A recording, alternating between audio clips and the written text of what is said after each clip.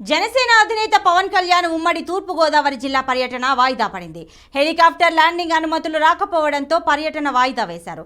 ఇవాళ జరగాల్సిన పశ్చిమ గోదావరి జిల్లా పర్యటన కూడా వాయిదా పడింది.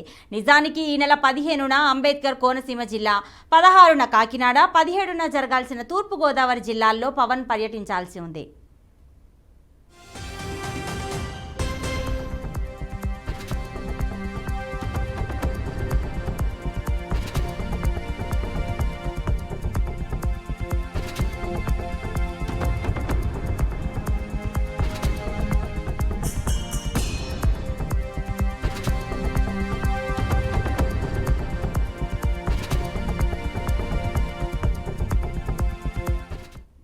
జనసేన అధినేత పవన్ కళ్యాణ్ ఉమ్మడి తూర్పు గోదావరి జిల్లా పర్యటన వాయిదా పడింది.